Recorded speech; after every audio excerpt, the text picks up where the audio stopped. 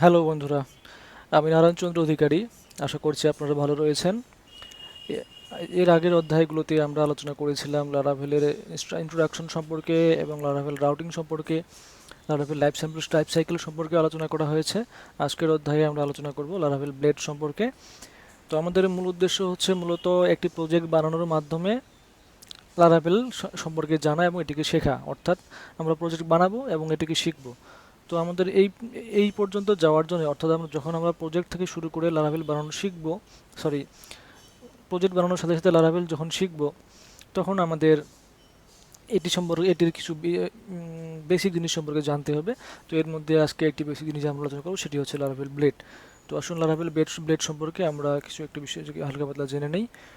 তো Laravel blade templating মূলত কি হচ্ছে, এটি পিএইচপির অনেকগুলো ব্লেড টেমপ্লেটিং ইঞ্জিন রয়েছে, তার মধ্যে লারাভেল ব্লেড একটি টেমপ্লেটিং ইঞ্জিন, এবং এটি ফার্স্ট অনেক ভালো। সিম্ফনির রয়েছে, সিম্ফনির আপনার টুইক রয়েছে, সেক্ষেত্রে সেটি অনেক সিকিউর এবং এটির কিছু লিমিটেশনও আছে, কিন্তু লারাভেল ব্লেডের এই লিমিটেশনটি এখানে নেই।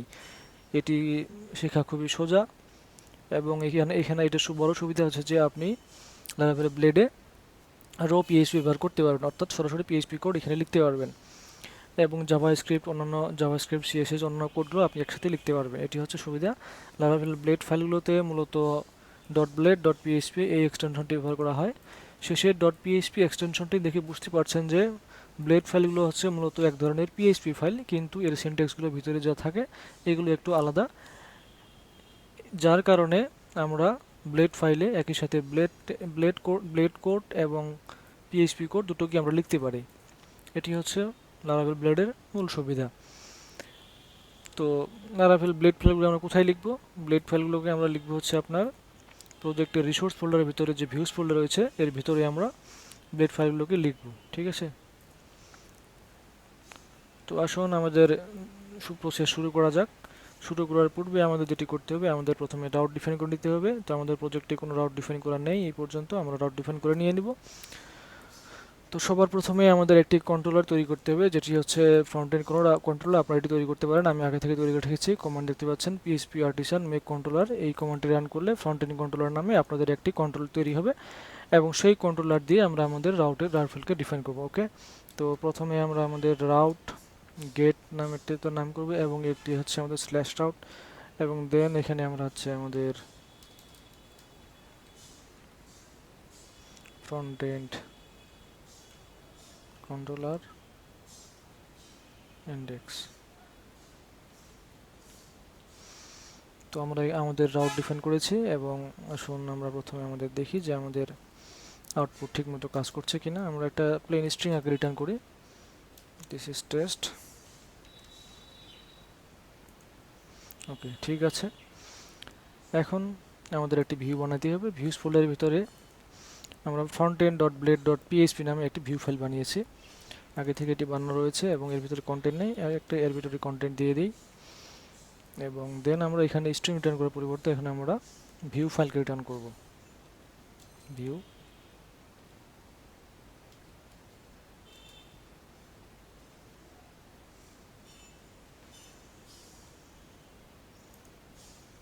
ওকে, সব কিছু ঠিক আছে।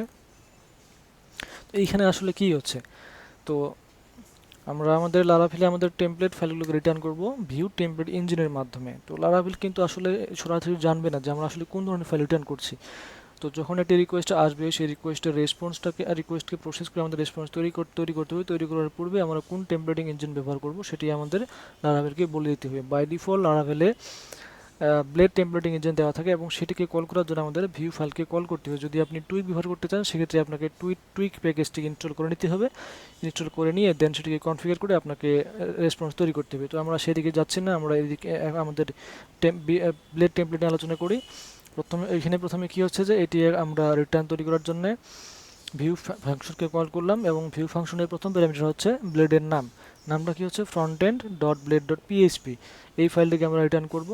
তো লারাভেলের ক্ষেত্রে ডট ব্লেড ডট পিএইচপি এই এক্সটেনশনটিকে আমাদের যুক্ত করার প্রয়োজন নেই, আমরা জাস্ট এটি আমাদের শুধুমাত্র এখানে নামটি দিলে হয়ে যাবে। এবং ভিউ ফাংশনটি মূলত ভিউজ ফোল্ডারকে পয়েন্ট করবে। সুতরাং ভিউজ ফোল্ডারের ভিতরে যখনই আমি কোনো কিছু ফাইলকে অ্যাক্সেস করতে যাব, তখন আমি এখানে সরাসরি সামনে দিয়ে কোনো কিছু না লিখে শুধুমাত্র ফাইলের নামটি দিয়ে দিলেই অটোমেটিক্যালি সেটি রিটার্ন হয়ে যাবে। ঠিক আছে, তো এটি আমি এখন ক্লোজ করে দিচ্ছি এবং আমাদের ফ্রন্ট এন্ড ফাইলকে নিয়ে নিচ্ছি। এখন আমরা আমাদের প্রজেক্ট যেহেতু আমরা শুরু করব এবং ব্লেড টেমপ্লেটের মাধ্যমে শুরু করতে যাচ্ছি, সুতরাং আমরা প্রথমে একটি HTML স্ট্রাকচার তৈরি করে নেই। HTML5 তৈরি করব এবং এটি হয়ে গেছে। এবং এখানে আমরা আমাদের ডিজাইনিং ফ্রেমওয়ার্ক হিসেবে আমরা বুটস্ট্র্যাপ ব্যবহার করব। ওকে, তো প্রথম কাজ হচ্ছে বুটস্ট্র্যাপ CDN।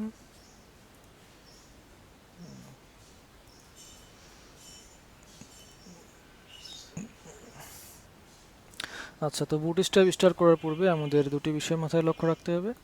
আচ্ছা, আমি এই পুরোটি কপি করে নিয়ে নিচ্ছি। আমাদের স্টার্টার টেমপ্লেট যেটি রয়েছে এটি আগে থেকে কনফিগার করা, সুতরাং আমি পুরোটিকে রিপ্লেস করে দিয়ে এটি দিয়ে দিলাম এবং আমাদের বুটস্ট্র্যাপ কনফিগার হয়ে গেছে। এখন আসুন দেখে নেওয়া যাক যে আমাদের কোড কাজ করছে কিনা। ওকে, আমাদের কোড কাজ করছে। তো এবার আসুন আমরা আমাদের যে আমরা ফাইলটি তৈরি করলাম এটিকে আমরা সেপারেট করে অর্থাৎ স্প্লিট করে নেই। আমরা স্প্লিটিং কেন করব? আমরা আপনি যদি এর আগে কোনো PHP প্রজেক্ট বানিয়ে থাকেন, আপনাদের প্লেন PHP কোড দিয়ে যদি আপনি কোনো প্রজেক্ট বানিয়ে থাকেন, তাহলে দেখবেন যে আমাদের একই ধরনের হিডার এবং ফুটার একাধিক পেজে প্রয়োজন হতে পারে। অর্থাৎ আমাদের ডেটা শেয়ারিং করার বা ফাইল শেয়ারিং রিসোর্স শেয়ারিং করার প্রয়োজন হতে পারে। তো এই রিসোর্স শেয়ারিং করার জন্য আমরা কি করি, ফাইলের যেই পার্টগুলো কমন সেগুলোকে আমরা আলাদা ফাইলে সেপারেট করে নিয়ে নিই এবং যে ফাইলটিকে আমরা রিটার্ন করব সেখানে আমরা সেটিকে ইনক্লুড করে নিয়ে নিই। লারাভেলের ক্ষেত্রে আমরা সেম কাজটি করব। এই ক্ষেত্রে তাহলে কি হচ্ছে, আমাদের এই পার্টটি মূলত আমাদের যতগুলো পেজ থাকবে সবগুলোতেই প্রয়োজন হবে এবং উপরের যে পার্টটি রয়েছে বডির উপরে থেকে এই পার্টটির ক্ষেত্রে একই রকম কথা, এটিও সব জায়গায় প্রয়োজন হবে। এই কারণে আমরা এই অংশটিকে আমরা আলাদা পৃথক করে নিই। ওকে, তাহলে এটিকে আমরা কেটে নিয়ে হিডার নামে একটি ফাইলে রাখবো। তো এখানে আমি পার্সিয়ালস ফোল্ডারের ভিতরে header dot blade dot PHP, আচ্ছা এইখানে আমি নিয়ে যাচ্ছি এবং এই ফাইলে আমি এটিকে পেস্ট করে দিয়ে দিলাম। দেন ফুটারের পার্ট যেটি রয়েছে এটিকে আমি ফুটার অংশ নিয়ে যাব রিসোর্স পার্সিয়ালস ফোল্ডারের ভিতরে ফুটার ডট ব্লেড ডট পিএইচপি দিয়ে দিলাম। এখন আমাদের যে মেইন ফাইলটি রয়েছে অর্থাৎ আমাদের front end dot blade dot PHP, এইখানে আমাদের এই দুই পার্টটিকে ইনক্লুড করতে হবে। পিএইচপির ক্ষেত্রে আমরা সাধারণত ব্যবহার করতাম ইনক্লুড বা ইনক্লুড ওয়ান্স, অথবা আমরা রিকোয়ার ব্যবহার করতাম রিকোয়ার। ঠিক আছে, তো এইখানে আমরা রিকোয়ার ওয়ান্স বা ইনক্লুড ব্যবহার করব না। আমরা এখানে ব্লেডের ইনক্লুড স্টেটমেন্ট বা ডিরেক্টিভ যে কোনো বলতে পারেন, আমরা এটি ব্যবহার করব ইনক্লুড। আমরা এটি কী নিব, তাহলে পার্সিয়ালস ফোল্ডারের ভিতরে ফুটার এবং হিডার নামে দুটো আছে। পার্সিয়ালসের ভিতরে ফুটার ডট ব্লেড ডট পিএইচপি এবং header dot blade dot PHP দুটি ফাইল রয়েছে। তো প্লেন পিএইচপির ক্ষেত্রে আমরা সাধারণত স্ল্যাশ ব্যবহার করে ডিরেক্টরি অ্যাক্সেস করতাম, আর এখানে আমরা ব্যবহার করব ব্লেডের ক্ষেত্রে ডট ব্যবহার করব। ঠিক আছে, ডট দিয়ে দেখতে পাচ্ছেন যে আমার এখানে আইডি সাজেস্ট করেছে হিডার অথবা ফুটার কোনটি ব্যবহার করতে চাই। আমি এখানে হিডারকে ব্যবহার করতে চাই এবং দেন নিচের দিকে আমি এখানে ব্যবহার করব ইনক্লুড, আবার পার্সিয়ালসের ভিতরে এইবার আমি ব্যবহার করব ফুটার। ওকে, দেন আমি এবার রিলোড দিই, রিলোড দিয়ে আসছে আমার এবং আমি সোর্স কোড দিকে দেখতে পারবো যে আমি পরিপূর্ণ একটি HTML আউটপুট পেয়েছি। এখন এর মাঝখানে যে কন্টেন্ট রয়েছে এটিকে আমাদের কি করতে হবে, চেঞ্জ করতে হবে। তো আচ্ছা, এই পর্যন্ত আশা করি আপনি বুঝতে পেরেছেন এবং এটি হচ্ছে আমাদের বেসিক ব্লেড লেআউট, যেটিকে আমরা এখন অবজেক্ট ওরিয়েন্টেড প্রোগ্রামিংয়ের যে কনসেপ্ট রয়েছে অর্থাৎ অবজেক্ট ওরিয়েন্টেড প্যারাডিজম, যেটি আমি অবজেক্ট ওরিয়েন্টেড প্যারাডিজমে সেটিকে আমরা সাজাবো। অর্থাৎ আমরা একটি ব্লেড টেমপ্লেটকে অন্য ব্লেড টেমপ্লেটের জন্য লেয়ার হিসেবে ব্যবহার করবো এবং সেটিকে এক্সটেন্ড করে এর বিভিন্ন অংশগুলোকে আমরা পরিবর্ধন যেন করতে পারি সেই প্রসেসে আমরা যাব। ঠিক আছে, তো আমরা আলাদা একটি ফোল্ডার তৈরি করি এবং সেটির নাম দিই আমরা হচ্ছে লেআউটস। ওকে, লেআউটস নাম দিই। আচ্ছা, এখন আসুন যে কী করলাম, আমরা এতক্ষণে আমরা একটা সিম্পল ব্লেড টেমপ্লেট ডিফাইন করলাম, যেটি আমরা এখানে করেছি। এখানে মূলত আলাদা ইনস্ট্রাকশন দেওয়া রয়েছে, আমরা এটিকে খুবই সিম্পলভাবে ডিফাইন করলাম এবং এর যে কমন পার্ট রয়েছে অর্থাৎ যে রিসোর্সগুলোকে আমরা অন্যান্য পেজের ক্ষেত্রে শেয়ার করতে পারবো সেগুলোকে আমরা আলাদাভাবে সেপারেট করে নিয়েছি। এখন আমাদের মেইন যে আমাদের টেমপ্লেট থাকবে, লেআউট থাকবে, সেটিকে আমাদের তৈরি করতে হবে এবং এটির নাম দিচ্ছি আমরা ফ্রন্ট এন্ড লেআউট নাম দিই। ওকে, নাম দিই মেইন নাম দিই, okay, main dot blade dot PHP. আচ্ছা, তাহলে এটি হচ্ছে আমাদের লেআউট, এবং এই কোডগুলোকে আমরা এখন এখান থেকে কপি করে আমরা মেইনে নিয়ে আসলাম, ঠিক আছে। তো এখন এর মাঝখানের যে কন্টেন্ট রয়েছে, আমাদের সব পেজে যাতে একই ধরনের স্ট্রাকচার আছে, যার যার কারণে আমাদের এখন এই কারণে আমরা একটি আমাদের লেআউট তৈরি করতে হবে, অর্থাৎ আমরা এই লেআউটকে অন্য লেআউটে এক্সটেন্ড করব। তো যাই হোক, কথা না বাড়িয়ে শুরু করি। তো আমাদের প্লেস হোল্ডার বা রিপ্লেসেবল এরিয়া তৈরি করার জন্য আমাদের কি করতে হবে, ইএল দিয়ে আমরা একটি নাম দেব, সেটার নাম দিচ্ছি আমরা কন্টেন্ট। তো পার্সিয়ালস আমাদের সরাসরি এখানে আসবে, এখানে ফুটার আসবে, এবং দেন মাঝখানে আমাদের এখানে কন্টেন্টগুলোকে রিপ্লেস হবে, ইল্ড এই জায়গায় এটিকে রিপ্লেস হবে। তো এখন আমরা এইটি হচ্ছে দেখবেন যে এটিও মূলত একটি ব্লেড ফাইল, কিন্তু এটিও ব্লেড ফাইল, কিন্তু এটি হচ্ছে লেআউট এবং এটি হচ্ছে আমাদের চাইল্ড লেআউট বা প্লেন টেমপ্লেট, ওকে। তো এখন আমরা এখানে কি করব, এর আগে আমরা কি করেছিলাম, যখন আমি একটা ফাইলকে ইনক্লুড করতে চাই দেন আমাকে ইনক্লুড ডিরেক্টরি ব্যবহার করতে হবে, এবং যখন আমি এক্সটেন্ড করব সেক্ষেত্রে আমাকে এক্সটেন্স ব্যবহার করতে হবে। এবং আমি কাকে এক্সটেন্ড করতে চাই, আমি লেয়ার্স ফোল্ডারের ভিতরে মেইন যে ব্লেড ফাইলটি রয়েছে সেটিকে এক্সটেন্ড করতে চাই, ওকে। এরপরে আমি এখানে তৈরি করেছিলাম রিপ্লেসেবল এরিয়া, যেটি হচ্ছে কন্টেন্ট নামে, ওকে, এবং সেটিকে ইল ডিরেক্টিভ দিয়ে আমাদের তৈরি করতে হবে। তো এখন এখানে কি করব, আমি ইল্ডের পরিবর্তে সেকশন, এবং আমি কাট দিচ্ছি কন্টেন্ট, ওকে, এবং এন্ড সেকশন। আচ্ছা, এখন তাহলে এখানে আমি যা কিছু লিখব সেটি মূলত এই পার্টটিকে রিপ্লেস করে এখানে বসবে, ঠিক আছে। তো দিলাম যে this is the main section,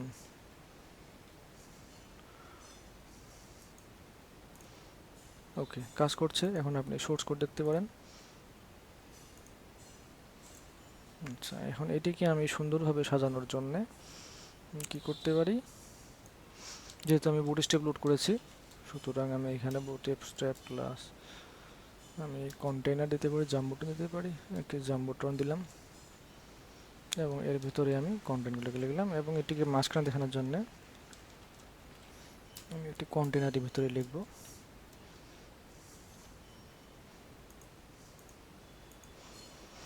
okay, so দেখতে পাচ্ছেন যে আমাদের ব্লেড কাজ করেছে।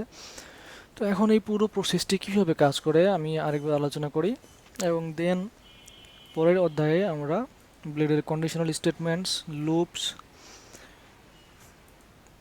Joining, extending, data displaying, unescaping, JSON, HTML entity encoding, blade, JavaScript ইত্যাদি সম্পর্কে আলোচনা করব, ঠিক আছে। তো আমরা শেষে কি কি শিখলাম এটি একটু জেনে নেই। তো প্রথম কাজ হচ্ছে, লারাভেলে আমার একটি রিকোয়েস্ট আসবে, সেটি হচ্ছে স্ল্যাশ আউটের রিকোয়েস্টটি আসলো, এবং এই রিকোয়েস্টকে প্রসেস করার জন্য আমি ফ্রন্ট এন্ড কন্ট্রোলার, অর্থাৎ অ্যাপের ভিতরে ফ্রন্ট এন্ড কন্ট্রোলারের ভিতরের ইন্ডেক্স মেথডকে কল করলাম, ব্যাস, এই ফাইলের কাজ শেষ। দেন আমি এখানে আসি ফ্রন্ট এন্ড কন্ট্রোলার, এখানে কি হচ্ছে যে আমি এটিকে ডিফাইন করেছি, এবং এটি যে আমাদের এক্সটেন্ড করেছি কোনটাকে, আমাদের যে কন্ট্রোলার আছে এটিকে এক্সটেন্ড করেছি। এটি মূলত প্রত্যেকটি কন্ট্রোলারের ক্ষেত্রে কিছু কমন কোড বা ফাইল ইনক্লুড করার প্রয়োজন হয়, সেটি এখানে করেছে। তো বারবার এই একই কাজগুলোকে আমি না করে এগুলাকে আমরা আলাদা একটি কন্ট্রোলারে তৈরি করেছি, এবং দেন সেই কন্ট্রোলারকে আমরা এখানে আমরা এক্সটেন্ড করলাম, ওকে। তো এইদিকে যা হয়েছে আপনি এখন বেসিকটিকে জানার জন্য ইন্ডেক্স মেথডের ভিতরে কি কাজ হচ্ছে, যে এই জায়গায় আমি রিটার্ন করব, দেখেন যে আমি এখানে সরাসরি প্লেন স্ট্রিং বা অবজেক্ট রিটার্ন করতে পারি, আবার আমি একটি ভিউ ফাইলকে রিটার্ন করতে পারি। তো যখন আমি ভিউ মেথডের মাধ্যমে কোনো একটি ফাইলকে রিটার্ন করব, দেন সেটি ব্লেড টেমপ্লেট ইঞ্জিন সেটিকে প্রসেস করে রেসপন্সকে আউটপুট হিসাবে সেন্ড করবে, ওকে। তো আবার যদি আমি প্লেন ডাটা দিতে চাই তাহলে আমি এখানে সরাসরি একটি স্ট্রিং রিটার্ন করতে পারবো। তো যেহেতু আমরা এই অধ্যায়ে ব্লেড সম্পর্কে আলোচনা করছি, সুতরাং আমরা এখানে ব্লেড টেমপ্লেট ইঞ্জিনকে কল করার জন্য আমাদের ভিউ ফাংশনকে কল করতে হবে, ভিউ মেথডকে কল করতে হবে। এটি একটি গ্লোবাল ফাংশন, এবং এর 4টি প্যারামিটার রয়েছে। এই প্যারামিটারগুলো দেখার জন্য প্যারামিটারগুলো জেনে নিই কী কী আছে, আমি এখানে দেখাচ্ছি। প্রথমে হচ্ছে ব্লেডের নাম, ব্লেড ফাইলের নাম, অর্থাৎ যেই ফাইলটিকে আমি রিটার্ন করতে চাই সেটিকে আমাদের এখানে উল্লেখ করতে হবে। দেন হচ্ছে ডাটা, ব্লেড ফাইলে যে ব্লেড ফাইলটি প্রসেস হবে ব্লেড টেমপ্লেট ইঞ্জিন দিয়ে, সেখানে আমি কোন ধরনের ডাটা সেন্ড করতে চাই সেটিকে আমাদের ডাটা এর মাধ্যমে পাস করতে হবে। দেন ডাটা মার্জিং, যদি আমাদের কোনো সময় এই ডাটাগুলোকে মার্জিং করার প্রয়োজন হয়, সেক্ষেত্রে আমরা সেকেন্ডারির মাধ্যমে এগুলোকে পাঠাবো, ঠিক আছে। এই হচ্ছে কথা। তো সরি, আমি 4টি কথা বলেছিলাম, আসলে এর প্যারামিটার হচ্ছে 3টি। ওকে, তো এবার আসুন প্রসেসটা জেনে। যাই হোক, ভিউ ফাইল রিটার্ন হচ্ছে, দেন আমরা এখন এখানে কোনটা রিটার্ন হচ্ছে, ফ্রন্ট এন্ড। এখন ফ্রন্ট এন্ডে দেখুন যে আমরা কি করেছি, ডট ব্লেড ডট পিএইচপি এই এক্সটেনশনটাকে আমরা লিখে নিই, লারাভেল সেটি স্বয়ংক্রিয়ভাবে যোগ করে নিয়ে নেবে। এবারে আমি ফ্রন্ট এন্ডে আসি এবং এখানে কি হচ্ছে, এটি মূলত লেয়ার্স ডট মেইন যে আমাদের যে আরেকটি ব্লেড ফাইল সেটিকে এক্সটেন্ড করেছে। তো এটি হচ্ছে এটি, এবং এখানে আমি করেছি কি, আমি পার্টগুলোকে ভাগ ভাগ করে নিয়েছি, partial header, partial footer and then content. এবং এটি হচ্ছে এর মধ্যে প্রথম যে ডিরেক্টিভ রয়েছে এটির কাজ হচ্ছে পার্সেলস ফোল্ডারের ভিতরে যে হেডার ফাইল রয়েছে সেটিকে লোড করে নেওয়া, এবং শেষের দিকে যেটি রয়েছে এটি পার্সেলস ফোল্ডারের ভিতরে ফুটারকে লোড করে নেওয়া, এবং মাঝখানে যে কন্টেন্ট রয়েছে ইল্ড, মাঝখানে যে ডিরেক্টিভ রয়েছে এটি হচ্ছে রিপ্লেসেবল এরিয়া, এটিকে আমরা রিপ্লেস করতে পারবো। ঠিক আছে, যাই হোক এখন এখানে আসি। তো এখন এখানে আমি একটি রিপ্লেসেবল এরিয়া বা সেকশন তৈরি করেছিলাম। এখন এই সেকশনের জন্য আমরা কন্টেন্ট আমরা কোথায় দিচ্ছি, এইখানে সেকশন স্টার্ট, এবং এটি হচ্ছে এন্ড সেকশন, এবং নাম দিচ্ছি কন্টেন্ট। এখন আমি চাইলে একাধিক রিপ্লেসেবল এরিয়া তৈরি করতে পারি আপনার লেয়ার অনুযায়ী। ধরেন যে আপনি এটার মধ্যে একটি লেআউট বানাবেন, সাইড বার, মেইন কন্টেন্ট, এদিকে আপনি অ্যাড এরিয়া বানাবেন। সেক্ষেত্রে আপনি এইভাবে তিনটি ইল্ড ডিরেক্টিভের মাধ্যমে কন্টেন্ট তৈরি করবেন, sidebar, main content, right side, right sidebar, etcetera. Okay, আশা করছি আপনি বুঝতে পেরেছেন। এই হচ্ছে আমাদের সিম্পল একটি ব্লেড ফাইল, এবং কিভাবে এটি কিভাবে আমরা একটা ব্লেড লেআউট তৈরি করতে পারি এবং অন্য একটি লেআউটকে এক্সটেন্ড করে আরেকটি লেআউটে ব্যবহার করতে পারি। আজকের অধ্যায়ে আমরা এইটুকু জানলাম। আরও বিস্তারিত জানার জন্যে আপনারা অবশ্যই ব্লেড টেমপ্লেটের যে পেজটি রয়েছে এটি এটি এটি পড়ে নেবেন। এর পরের অধ্যায়ে আমি বাকি বিষয়গুলো নিয়ে আলোচনা করব। ধন্যবাদ।